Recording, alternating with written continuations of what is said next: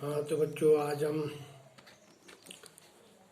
इतिहास का हमारा सेकंड चैप्टर चल रहा था, भारत में राष्ट्रवाद। तो भारत की राष्ट्रवाद में मैंने आपको 3 टॉपिक आपको बताए थे, जिसमें पहला विश्व युद्ध हो गया, खिलाफत और रॉलेट एक्ट, सत्याग्रह का विचार। आज हम आगे बढ़ेंगे इस कोर्स टॉपिक को आगे बढ़ाते हुए। आज मैं आपको बताऊंगा असहयोग आंदोलन। तो सत्याग्रह से जो है, जैसे कि आप गांधी जी का जो मुख्य विचार था, सत्याग्रह से जो है उनने देश भर में सत्याग्रह आंदोलन चलाया। उस आंदोलन से जो है उनको काफ़ी उत्साहित हुए, तो वो देश में एक बहुत बड़ा जनाधार खड़ा करना चाहते थे। क्योंकि सत्याग्रह एक शक्ति, अगर हमारी लड़ाई सत्य पर है, न्याय पर है, तो हमें किसी शारीरिक बल की आवश्यकता नहीं होती है। तो ये गांधी जी का विचार था। तो इसके आधार पर गांधी जी ने पूरे भारत के लोगों को जो है सत्याग्रह के विचार से अवगत कराया।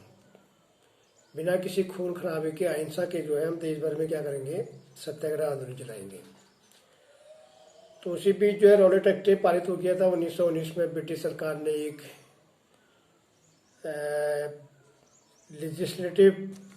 इंपीरियल लेजिस्लेटिव काउंसिल ने जो है एक जल्दीबाजी में एक कानून पारित कर दिया था।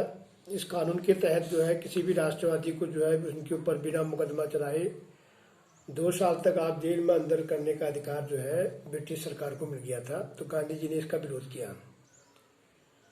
उन्होंने कहा सत्याग्रह जब विचार सक्सेस हुआ, जब उन लोग उनके पीछे आने लगे, तो उन्होंने इस रॉलेट एक्ट के विरोध में जो है के साथ जोड़ते हुए पूरे देश भर में जो है एक जन आंदोलन खड़ा करने का प्रयास किया। तो होते होते घटना आगे बढ़ती गई। तो उसमें जो है, क्योंकि वो कानून के तहत ब्रिटिश सरकार को बहुत बड़ा अधिकार मिल गया था, राष्ट्रवादियों के ऊपर कोई भी वो दमनात्मक कार्रवाई कर सकते थे। तो 13 अप्रैल को जो है जलियांवाला बाग का हत्याकांड हुआ, जिसके अंदर जो है, ये मैंने आपको बताया था पहले भी, उसके अंदर जो है शांतिपूर्ण लोग सभा कर रहे थे, तो उनके ऊपर जनरल डायर ने जो है निहत्थे लोगों पर जो है गोलियां चला दी, जिसमें सैकड़ों लोग मारे गए। तो इस तरह से जो है कुल मिलाकर ये रहा कि मतलब रॉलेट एक्ट की बात जो है, मतलब खून खराबा हो गया। 1919 में जब रॉलेट एक्ट का विरोध किया, तो अंग्रेजी सरकार ने अपने दमन का बिल्कुल दमनात्मक कार्रवाई भारतीयों के ऊपर की। तो जब आंदोलन काफ़ी दमनात्मक हो गया, हिंसा का रूप जब धारण कर लिया, तो गांधी जी ने ये आंदोलन को क्या ले लिया, वापस ले लिया। अब भले ही सत्याग्रह बहुत बड़ा आंदोलन था, लेकिन अभी भी वह मुख्य रूप से हमारे गांव तक ही था, न शहरों तक ही था। तो गांधी जी चाहते थे कि इसको हमें क्या करना है, गांव तक फैलाना है। जब तक गांव के लोग शामिल नहीं होंगे, तब तक हम इसमें सफल नहीं हो सकते हैं। तो और दूसरा क्या था कि भारत विविधताओं का देश था, हिंदू और मुसलमानों के बीच विभेद थे। उन्होंने कहा बिना मुसलमानों को जोड़े हुए हम एक राष्ट्रव्यापी आंदोलन खड़ा नहीं कर सकते हैं। तो कांग्रेस के अधिवेशन में सितंबर 1920 में जो है भारतीय राष्ट्रीय कांग्रेस का जो कलकत्ता में अधिवेशन हुआ, उस अधिवेशन के तहत जो है, जो अली बंधु थे, शौकत अली और जो मोहम्मद अली थे, उन दोनों को जो है स्वराज के लिए स्वराज के लिए जो है मना लिया गया। खिलाफत के नाम पर जो है इन अली बंधु को, मुसलमानों को जो है जोड़ने का प्रयास किया। वो कैसे? वो इसलिए था क्योंकि पहले विश्व युद्ध में जो है उनके खलीफा, जो उनके आध्यात्मिक नेता थे, ऑटोमन सम्राट पर जो है एक बहुत बड़ी संधि थोपी जा रही थी, और खलीफा की जो शक्तियाँ थी, उन शक्तियों को कम करने का प्रयास किया गया था। तो इसको लेकर जो है गांधी जी ने कहा भाई, उनके नेताओं को जोड़कर, उनके आध्यात्मिक नेता के ऊपर जो काम ये कर रहे हैं, उनको साथ में लेते हुए जो है अली बंधुओं से कहा भाई हम तुम्हारा साथ देंगे, आप हमारा साथ दीजिए। तो इस तरह से जो है स्वराज के लिए क्या हो गया, संघर्ष शुरू हो गया। तो 1920 से जो है कलकत्ता अधिवेशन में सिरसी बात यह है कि कलकत्ता का जब अधिवेशन हुआ, महात्मा गांधी ने जो है सभी नेताओं को राजी कर लिया कि आप जो लड़ाई जो चलेगी वो स्वराज की होगी। अब स्वराज की लड़ाई के लिए जो है आगे की कार्रवाई शुरू होगी। तो उसके लिए गांधी जी ने पहला जो शुरुआत जो की, उन्होंने कहा देश भर में क्या चलाएंगे, असहयोग आंदोलन। असहयोगी क्यों? अब असहयोग आंदोलन का मतलब आप समझ रहे होंगे, असहयोग का मतलब सहयोग नहीं करना, सीधी सी बात है। गांधी जी ने जब पूरे देश भर में उन्होंने कहा आप अभी इसको और जोड़ना है, तो उन्होंने कहा भाई अपनी पुस्तक, उनकी एक पुस्तक थी हिंदी स्वराज पुस्तक 1909 में, महात्मा गांधी ने उसमें लिखा था कि भारत में ब्रिटिश सरकार भारतीयों के सहयोग से स्थापित हुआ है, और जिस दिन भारतीय जो है ब्रिटिश सरकार को सहयोग देना बंद कर देंगे तो ब्रिटिश सरकार ढह जाएगा। और वास्तव में बात भी सही थी, क्योंकि इतने लंबे समय तक अगर कोई विदेशी ताकत किसी देश में अगर शासन करती है तो उसको कोई ना कोई सहयोग कर रहा होता है। इसका मतलब यह है कि हमारे भारतीय सहयोग उसमें कर रहे हैं, तभी जाके ब्रिटिश सरकार इतने लंबे समय तक यहाँ पर शासन कर रहा है। तो असहयोग का विचार गांधी जी के मन में आया। उन्होंने कहा ऐसा असहयोग करना है कि मतलब गांधी जी का सुझाव था कि भाई हमें क्या करना है, इसको हमें चरणबद्ध तरीके से आगे बढ़ाना है। अब चरणबद्ध तरीके से आप कैसे करेंगे, असहयोग आप कैसे करेंगे?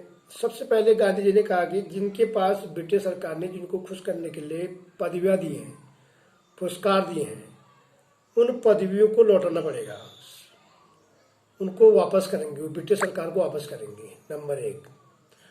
दूसरा उन्होंने कहा कि विदेशी वस्तुओं का क्या करेंगे, बहिष्कार करेंगे। विदेशी वस्तुएं, जो भी चीज़ें आप विदेशी जो पाश्चात्य जो चीज़ें हैं, वस्तुएं जो आ रही हैं, उसका आप क्या करेंगे, विरोध करेंगे। सरकारी नौकरी है, सेना है, पुलिस है, विधायी परिषद है, स्कूल है, ये सब क्या करेंगे, विरोध करेंगे, तब असहयोग हो भाई। और सरकार ठीक है भाई, इतना बहिष्कार करेंगे तो सरकार क्या करेगी, दमन का रास्ता अपनाएगी। जब आप स्कूल, कॉलेज, सेना, पुलिस और क्या नाम कहते हैं विदेशी वस्तुओं का जब आप बहिष्कार करेंगे तो ब्रिटिश सरकार आपका गुणगान तो नहीं करेगी, ब्रिटिश सरकार उनके ऊपर क्या करेगी, मतलब दंडात्मक कार्रवाई करेगी। तो 1920 में जो है गर्मियों में जो है गांधी जी और शौकत अली ने जो है इस असहयोग आंदोलन को सफल बनाने के लिए यात्राएं की। उन्होंने कहा भाई ये आंदोलन कैसे सफल होगा, कैसे ये इतने बड़े देश में जो है इसको हम कैसे लागू करेंगे। तो उसमें कांग्रेस के बहुत सारे लोग इस प्रस्ताव पर मतलब आशंकित थे। उन्होंने कहा भाई क्या है ये, असहयोग करने से क्या होगा, मतलब लोगों में कंफ्यूजन था, क्योंकि उसी 1920 में क्या थे, विधायी परिषद के चुनाव होने थे। तो विधायी परिषद में चुनाव का बहिष्कार करने से कुछ कांग्रेस के लोग जो थे हिचकिचा रहे थे, और उन्हें भय था कि इस आंदोलन में लोग क्या करेंगे, हिंसा करेंगे। उन्होंने कहा अगर इतना बड़ा अगर आप असहयोग आंदोलन चलाएंगे देश में तो स्वाभाविक है भाई हिंसा होगी, असहयोग अहिंसा पर नहीं चलेगा, हिंसा पर ही चलेगा। तो सितंबर से लेकर दिसंबर तक भी तक जो है काफी खींचातान चलती रही कि असहयोग को कैसे सफल किया जाए। कांग्रेस का एक गुट जो था उसमें इस असहयोग का मतलब समर्थक नहीं था। उन्होंने कहा भाई ये जब आंदोलन चलेगा तो इसमें तो मतलब दमनात्मक कार्रवाई हो जाएगी, ब्रिटिश सरकार छोड़ेगी नहीं, ब्रिटिश सरकार को हमें आम जो है इसमें मानव हानि होगी। तो अंततः क्या हुआ कि दिसंबर 1920 में जब नागपुर, महाराष्ट्र के नागपुर में अधिवेशन हुआ तो उस अधिवेशन में जो है कुल मिलाकर लास्ट में असहयोग को क्या मिल गई, स्वीकृति प्रदान मिल गई। तो इस प्रकार से ये मान के चलते हैं कि नागपुर के अधिवेशन में असहयोग आंदोलन को आगे बढ़ाने के लिए जो है फाइनल हो गया। उन्होंने कहा भाई आगे को अब हम क्या करेंगे, असहयोग आंदोलन में जो भी खींचातानी, जो भी मिसअंडरस्टैंडिंग थी, जो भी आशंकाएं थी, उन आशंकाओं को दूर करते हुए अंततः जो है 1920 से जो है नागपुर अधिवेशन से इसको आगे बढ़ाने का क्या किया, प्रयास किया गया। अब उन्होंने कहा भाई इसको, इस आंदोलन को किस तरह आगे बढ़ाएंगे आप, कैसे असहयोग आप आगे बढ़ाएंगे, कौन कौन लोग हिस्सा लेंगे और कौन कौन से सामाजिक समूह को ये असहयोग के विचार को किस तरह से आप समझाएंगे। ये एक अपने आप में चैलेंजिंग था, क्योंकि भारत जैसे देश में इतना बड़ा आंदोलन, असहयोग आंदोलन आप चला रहे हैं, तो कौन सहयोग करेगा, किन सामाजिक समूह को आप समझाएंगे, कैसे आप समझाएंगे। तो ये एक प्रश्नवाचक वाक्य था। तो सबसे पहले उन्होंने क्या किया, असहयोग आंदोलन मतलब आंदोलन के भीतर अलग अलग धाराएं थी। दूसरा टॉपिक, इसी में टॉपिक में असहयोग के बाद भी क्या आ गई, धाराएं आ गई। तो असहयोग आंदोलन के असहयोग खिलाफत आप दोनों का आंदोलन मिल गया, खिलाफत भी मिल गया, मुसलमानों को भी जोड़ दिया गया। अब ये आंदोलन असहयोग खिलाफत आंदोलन जनवरी 1921 में क्या हुआ, शुरू हुआ। मतलब इसको हम कौन सा आंदोलन कहते हैं, असहयोग खिलाफत। खिलाफत का मतलब मुसलमानों को भी जो है उसको जोड़ दिया गया। और इस आंदोलन में जो है विभिन्न सामाजिक समूह ने अपने अपने तरीके से क्या लिया, हिस्सा लिया, हिस्सा भी लिया, आशंकाएं भी थी।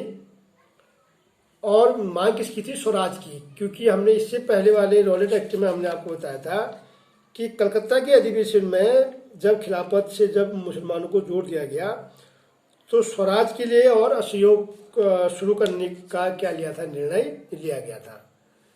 तो आंदोलन की शुरुआत कहाँ से शुरू करते हैं, शहरों से। अब आंदोलन कैसे शुरू हुआ, शहरों से। तो सबसे पहले आंदोलन में क्या किया, मध्यम वर्ग ने हिस्सेदारी दी। मतलब शहरों से आंदोलन शुरू हुआ। हजारों विद्यार्थी स्कूल कॉलेज ने जो है विद्यालय छोड़ दिया, कॉलेज छोड़ दिया।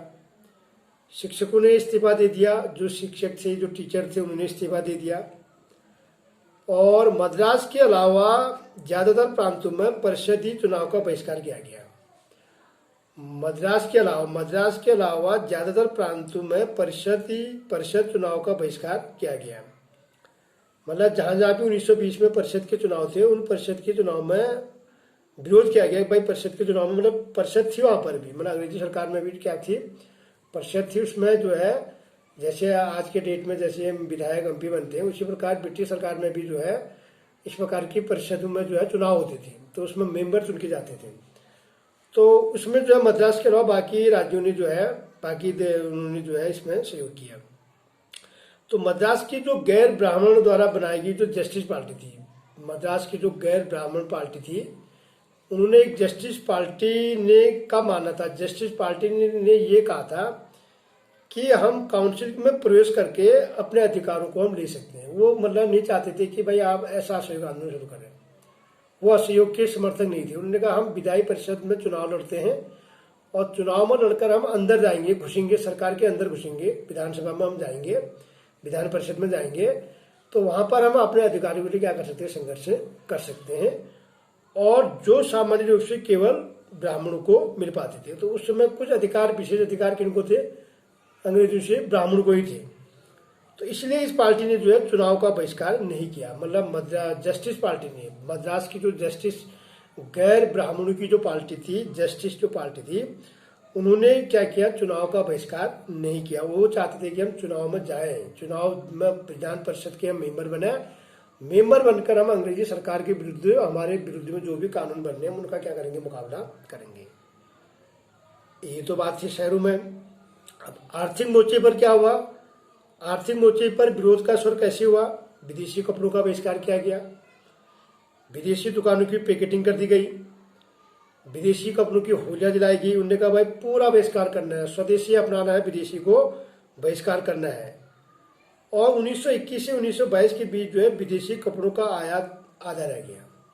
मतलब विदेशी जो कपड़े आते थे मिलों से, जो आपके मैनचेस्टर से जो कपड़े आ रहे हैं, जो आपके लंदन ब्रिटेन से जो कारखानों से, मिलों से जो कपड़े आ रहे हैं, कहाँ 102 करोड़ का व्यापार जो है वो कितने करोड़ में आ गया, 57 करोड़ में आ गया। मतलब विदेशी कपड़ों का भी क्या हुआ, बहिष्कार हुआ। और इसके साथ साथ जो है तो विदेशी व्यापार में आप लोग पैसा लगाने से ये लोग क्या होने लगे, इनकार कर देने का, विदेशी व्यापार में कोई भी इन्वेस्टमेंट नहीं होगा, कोई भी पैसा नहीं लगाएंगे। तो जब बहिष्कार का आंदोलन फैला तो लोग आयातित कपड़े को छोड़कर विदेशी, अपने स्वदेशी कपड़े को पहनने लगे। उन्होंने कहा हम विदेशी कपड़ों को तो हटा दिया, तो स्वदेशी कपड़ों को उन्होंने अपना लिया। तो स्वदेशी कपड़ों की मांग बढ़ गई, तो उत्पादन भी बढ़ने लग गया। पर धीमे धीमे क्या होता है कि आंदोलन क्या पड़ गया, धीमे पड़ गया। शहरों में आंदोलन आपका धीमा पड़ गया। इसके कारण क्या थे, क्योंकि खादी से जो सूत, गांधी जी ने आपने देखा होगा, सूत काटते हुए देखा होगा, उससे सूत काट कर वो कपड़े बनाते थे। कपड़े बनाने के लिए लोगों को प्रेरित किया था, क्योंकि खादी का कपड़ा मिलों में भारी पैमाने पर बनने वाले कपड़ों के मुकाबले महंगा था। क्योंकि सूत काट कर जब आप कपड़ा बना रहे हैं तो वो कपड़ा कारखानों से बनने वाले कपड़े से महंगा था। अब भाई इतने बड़े महंगे कपड़े को कौन लेगा, सवाल ये है। आज के डेट में आप वैश्विक बाजार को आप देखिए, आपको 100 रुपये से लेकर 50 रुपये का भी जूता मिल जाएगा, 100 का भी मिल जाएगा, 100 रुपये की कमीज भी मिल जाएगी, क्योंकि कारखानों में बन रहा है। आज विनिर्माण औद्योगिक इकाइयाँ हैं, सारा माल कहाँ बन रहा है, कारखानों में बन रहा है। तो डिजाइनिंग कपड़े भी मिल रहे हैं अच्छे, मतलब हर प्रकार का, गरीब से गरीब तबके से लेकर अमीर से अमीर तबके के लिए हर प्रकार की चीजें आज बाजार में उपलब्ध है। तो वो क्या है, सब तकनीक के द्वारा है, प्रौद्योगिकी के द्वारा संभव हुआ है, समझ गए। तो वहां पर भी जब कारखाना औद्योगिकरण, तो पहला राष्ट्र लंदन इंग्लैंड ही था, दुनिया का पहला औद्योगिकरण की शुरुआत इंग्लैंड में हुई थी। तो वहां पर कारखानों में कपड़ा बना था, कच्चा माल जाता था भारत से। तो उसके बाद क्या हुआ कि धीमे धीमे यहाँ पर जो है ब्रिटेन, मतलब यहाँ पर जो है भारतीयों ने जो क्या किया, कपड़ा बनाना क्या कर दिया, शुरू कर दिया। और लेकिन अब सवाल ये था कि उत्पादन की मांग बढ़ गई, कपड़े की डिमांड बढ़ गई, लेकिन सवाल ये था कि मतलब वो कपड़ा महंगा था। भारत में बनने वाला जो कपड़ा था वो आयातित कपड़े से क्या था, महंगा था। मतलब आदमी को भाई क्या चाहिए, सस्ता चाहिए। वही चीज आपको अगर सस्ते दाम में मिल रही है तो आदमी, हर उपभोक्ता सस्ता चाहता है। तो फिर जो है धीमे धीमे क्या हुआ, जब ये जन आंदोलन था तो फिर दोबारा कुछ समय के बाद क्या हुआ कि कपड़ों का भी धीमे धीमे, मतलब लोगों ने भी जो है अपने काम पर लोग वापस आने लगे। मतलब स्कूल कॉलेज और जो शिक्षक थे, जो या जो वकील थे, जिन्होंने पहले बहिष्कार किया था, हड़ताल की थी, अपनी नौकरियां पदवियां छोड़ी थी, ये दोबारा जो है मतलब अपने काम पर के आगे वापस आ गए। क्यों? क्योंकि भाई रोजी रोटी है। इतना बड़ा आंदोलन आप एक से हमने कह दिया, चला दिया, क्योंकि भाई रात को तो शाम को 2 जून की रोटी चाहिए। तो चाहे वो शिक्षक है, चाहे वकील है, चाहे वो कामगार है, चाहे जो भी लोग हैं जहाँ भी काम करते थे, उन लोगों ने दोबारा क्या किया, 1 दिन गया, 2 दिन गया, 4 दिन गया, 10 दिन गया, पर दिन गया। फिर बाद में आदमी को तो अपना पेट पालना, अपना परिवार का पालन पोषण करना है, तो उनको आगे बढ़ना था।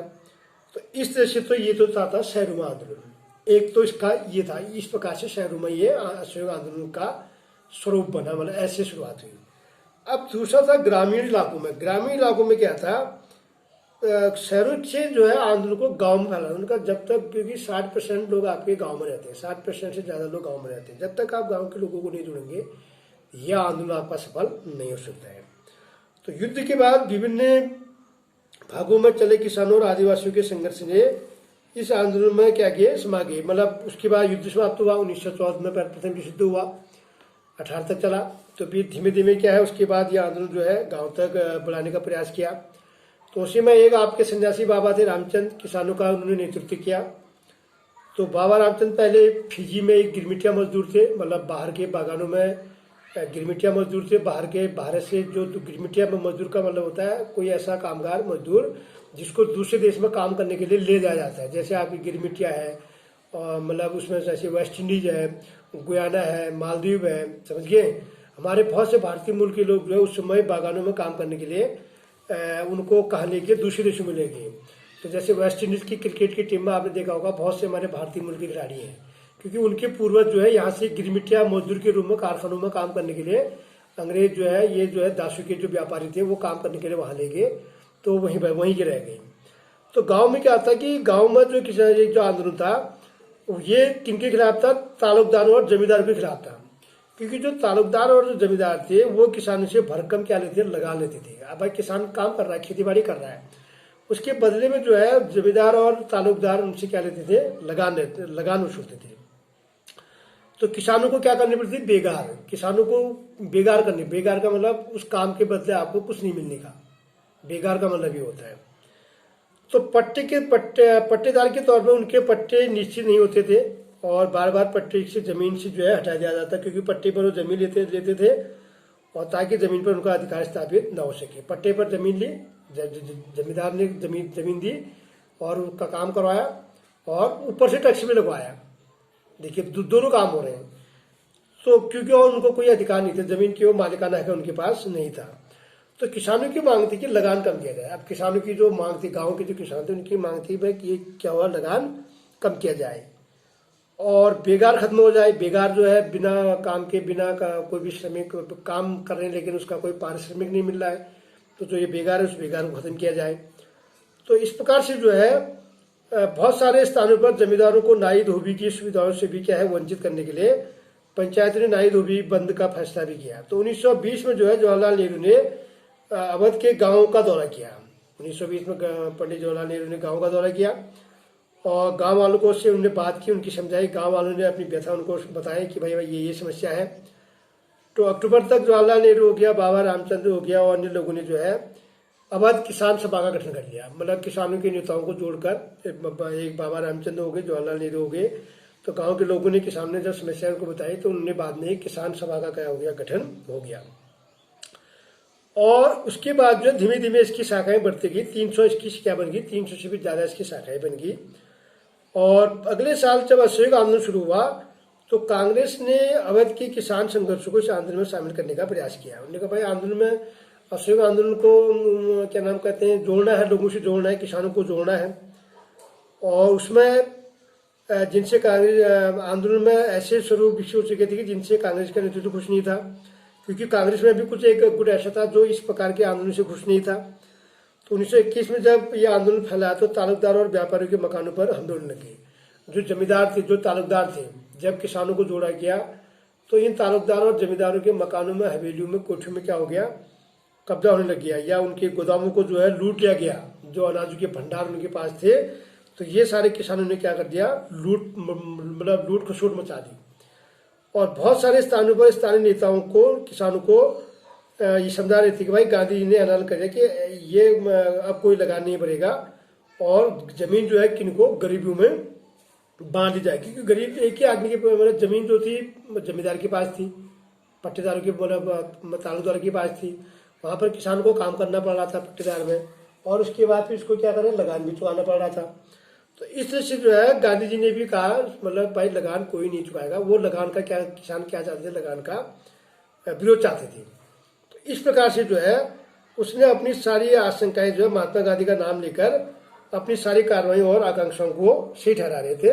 मतलब कुल मिलाकर गाँव के किसानों ने क्या कर दिया, लूट खसोट मचा दी।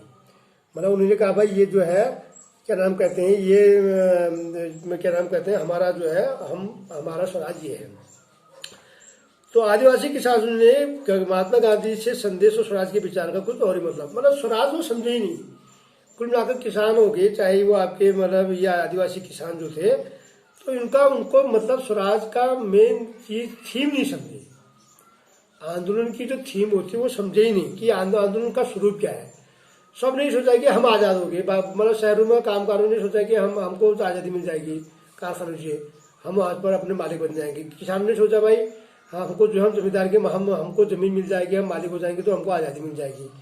तो इस तरह से जो है मतलब इस प्रकार के जो है उन्होंने अलग अलग क्या लगाई, वो लगाए, मतलब अंदाजा लगाया।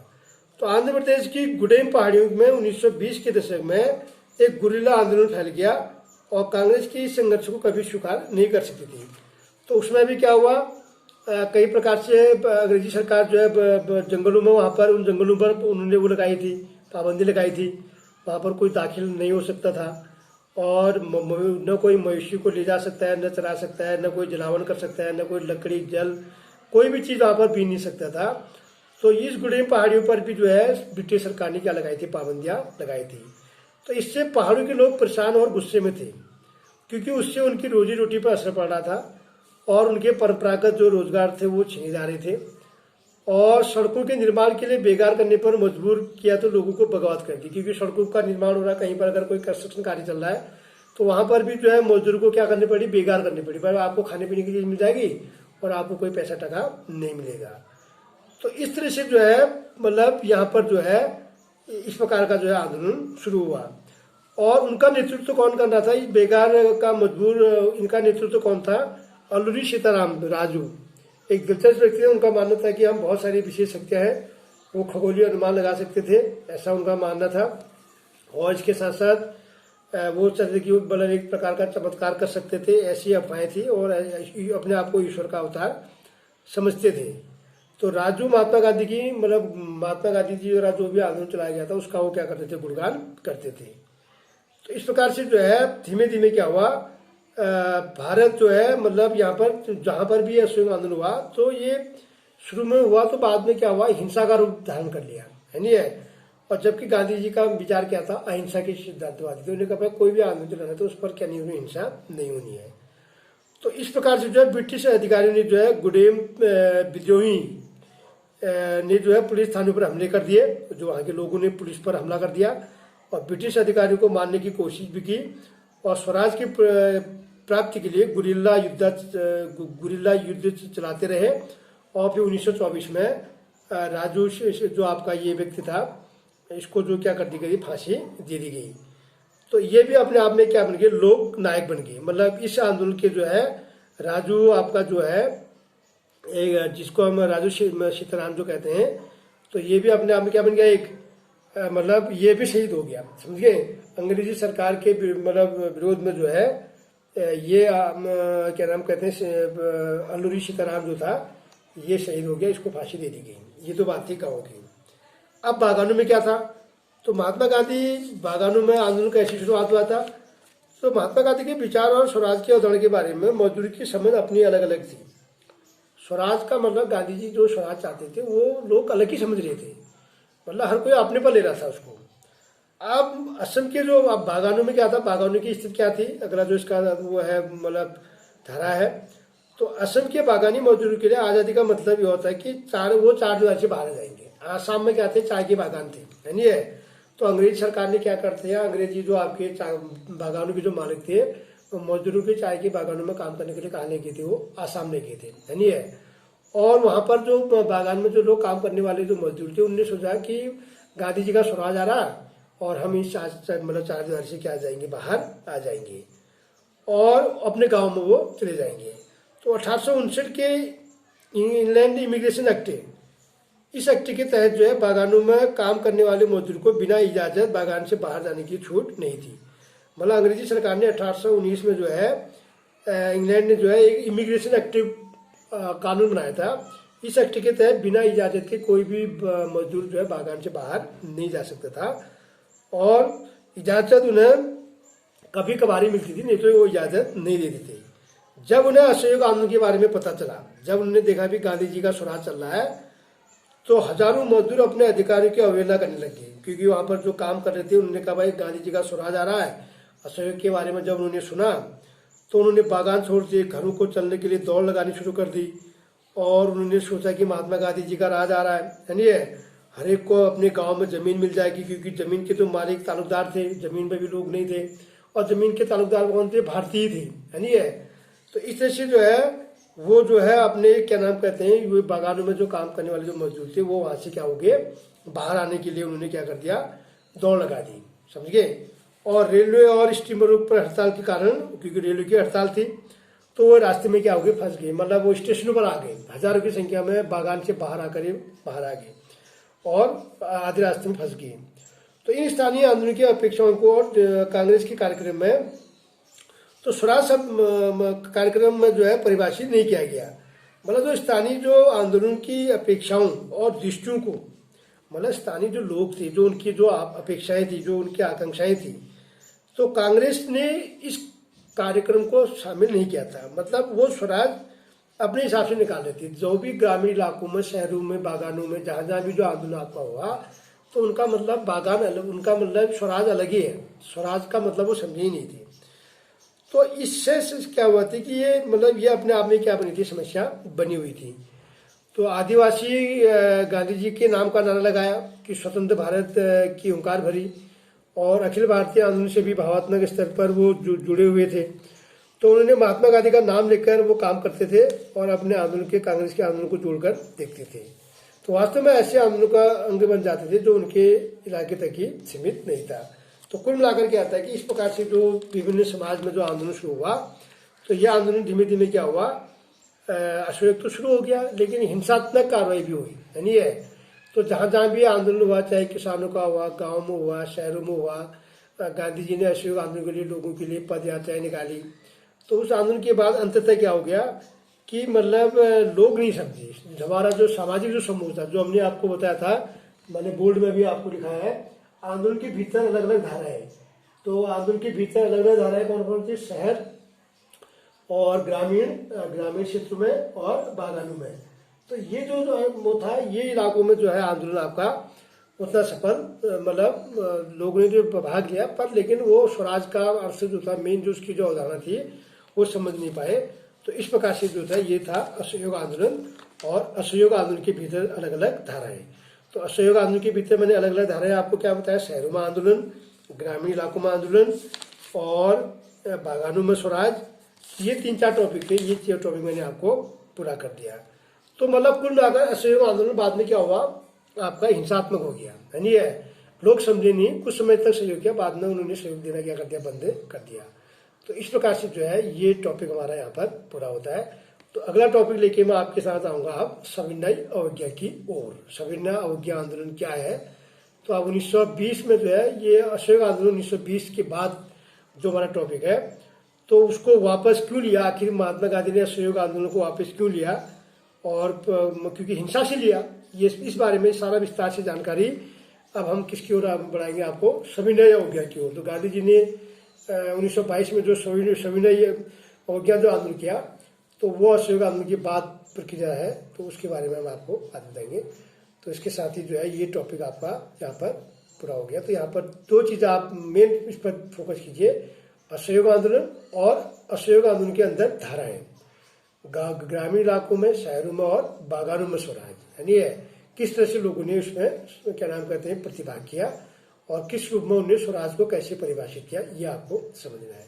ठीक है, तो इसके साथ ही जो है आज का टॉपिक यहाँ पर समाप्त होता है। Thank you.